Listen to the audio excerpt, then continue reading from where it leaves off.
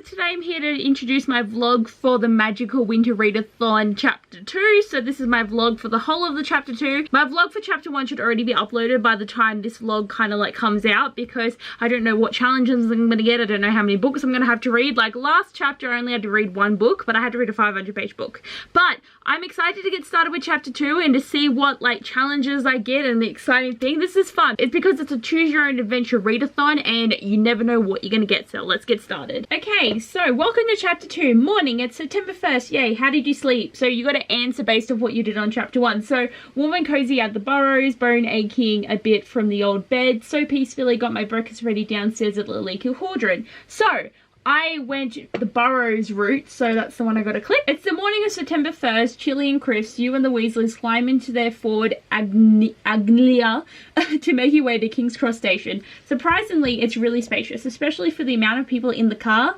There must be magic involved. Everybody's cheerful mood has been dampened a bit by the fact that you had to turn around and go back to the burrow, as Ginny, Fred and George kept realising they'd forgotten something. When you finally reached the platform, everyone was walking at such a brisk pace you might as well have ran. You actually spot Hermione standing in the platform 9 and 3/4 column. She notices you too and starts waving enthusiastically for you to hurry up. Just as you go to catch Ron's attention, he trips over Ginny's luggage and everyone halts momentarily to help pick things up from Ginny's suitcase that's popped open, spilling her belongings all over the concrete floor at King's Cross Station. You start to lean in to help, but Mrs. Weasley ushers you away. Oh dear, that's quite alright, we've got this. Move along now while there's no queue to the entrance. We are right behind you. After double checking they don't need more hands, you head over to Hermione to go through. Stay with the Weasleys, you want to stick with Ron. I think I'm going to stay with the Weasleys because she just dropped her shit everywhere. Like, I want to help, even though she's like, bitch, we don't need your help. I want to stay and help, so I'm going to stay. Putting the last pair of gloves into Ginny's suitcase while Mr. Weasley is lifting it up. You dust your knees off and everyone sprints towards the barrier.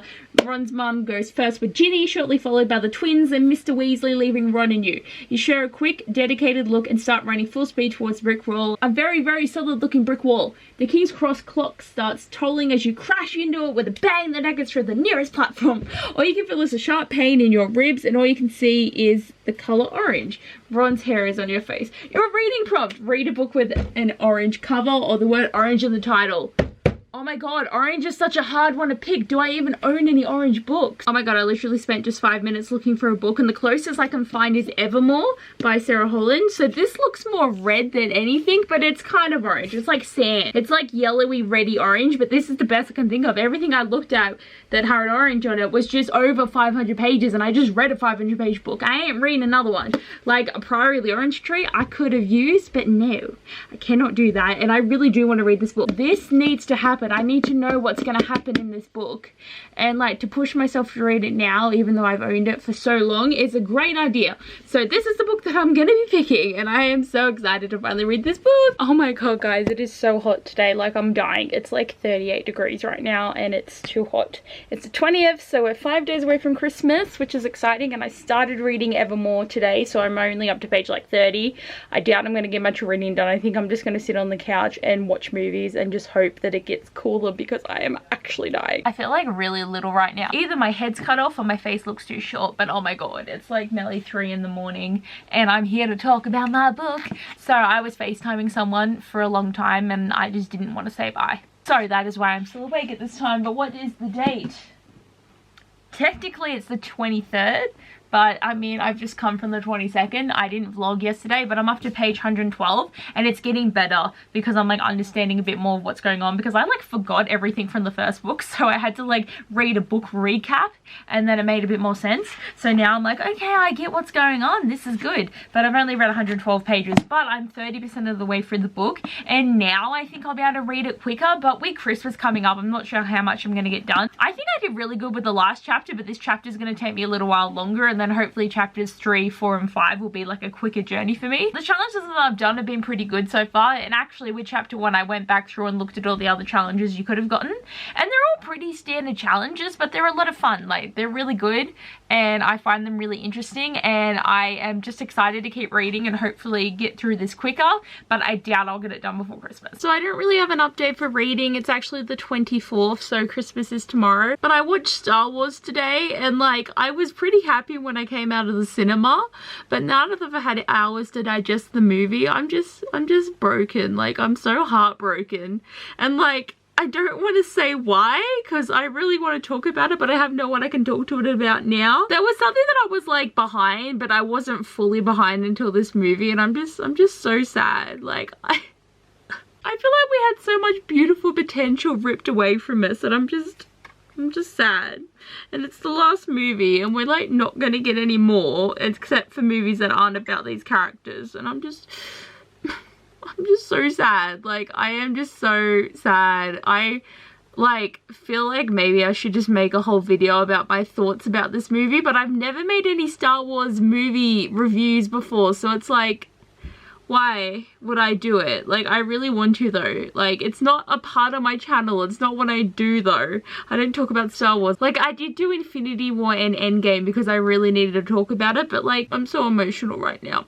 But I haven't done any reading, so it's been a couple of days, I think, since I actually vlogged. But I just wanted to come on here to say that, like, my heart's broken and now I have to go through Christmas being really, real sad. I feel like it's about time I finally vlog. It's the 26th of December and I didn't do any vlogging over Christmas and, like, Christmas Eve because I don't think I vlogged on Christmas Eve because I haven't read anything. I read 35 pages today of this book. So I'm at, like, nearly the halfway point and I'm up to page 180. But this book just isn't, like, as good as the first one. Like, there's just something about it that's just not as good, and Everless was one of my favorite books of last year, yet I can't get into this book. Serpent and Dove was so good last vlog, and this one I'm just finding it so hard to get into, but the first book was pretty epic, and it's hard to live up to that, I think, and to actually continue on and follow the story. So, like, for so long I've been wanting to read this sequel that maybe I've just hyped it up too much in my head, and I've also forgotten so much from the first book that I'm reading and like, I actually had to Google a recap because I was so confused. So this isn't going great. And like, I don't know if I'm gonna have more reading prompts, so this vlog may end up going for 2 weeks of my time, but I feel like I've hardly vlogged anything because I have not been reading. Okay, I'm here and it's the 27th and I'm still reading this book. I still have like over 100 pages to go. I stopped reading for 2 days because it was Christmas, and it's been 6 days that I've been reading it on and off, and I've only read 226 pages.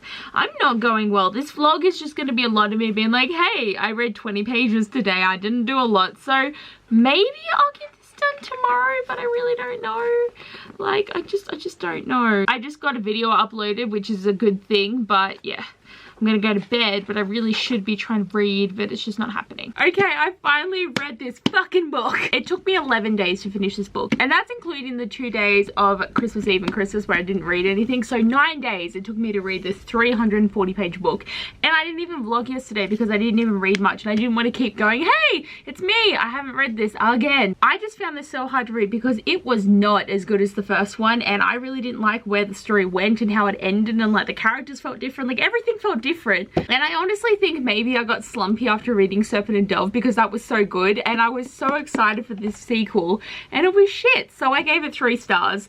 But yes, I started on the 19th, it's the 30th now, and there could be more reading challenges for this chapter, so I'm going to start looking at these prompts. After coming up with a somewhat lame story explaining how you tripped over one another to the nearby conductor who has come over to see what the commotion was about, and massively avoiding the questions about your owl, you stand back both shocked as to what just happened. Maybe you were late, you weren't aware that the platform closes, and there's this whole speech about the car. So the prompts are basically, do you go in the car or do you wait for Ron's parents to come back? I'm going in the car, mate. I mean, I am cautious, but I want to go in the car. You think deep down you both knew the smarter option was to wait for Mr. and Mrs. Weasley to come back, but I mean, it's just so cool. I mean, yeah. How often do you get to fly a car to Hogwarts? Plus, you needed a way to get there before you missed the feast, right?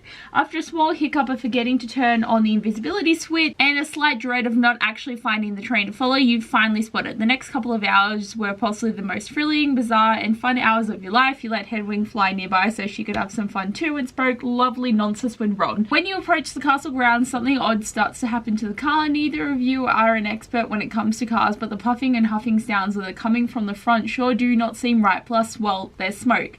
You look at Ron with sheer panic, who mirrors your face back at you. The car starts falling at a sharper angle than you'd like, whilst Ron frantically tries to reinforce the flying charm. And then we crash land the car into the Whomping Willow, so that is the next thing to click. Oof, even though you travelled north this whole time, things have really went a bit south. Ron has snapped his one upon landing and crashing into the Whomping Willow.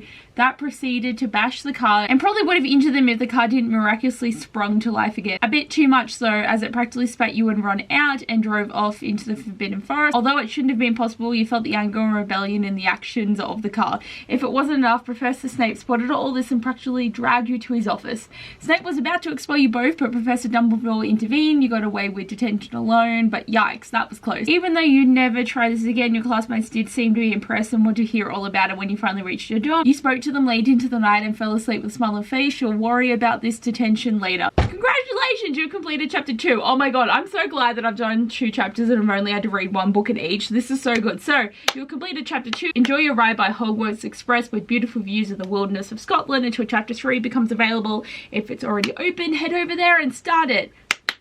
Oh my god, yes! Okay, this time it took me 11 days to finish this chapter, which I feel like I should have already been done chapter 3 by now, but we're just gonna go with it, and hopefully chapter 3 is gonna go a lot better. And I know this vlog is gonna be way more boring because all I do is complain about the fact that I'm not reading. But I'm so pumped for chapter 3, so I need to end this video and get started on that chapter. But anyway, guys, thanks for watching and I'll see you next time. Bye!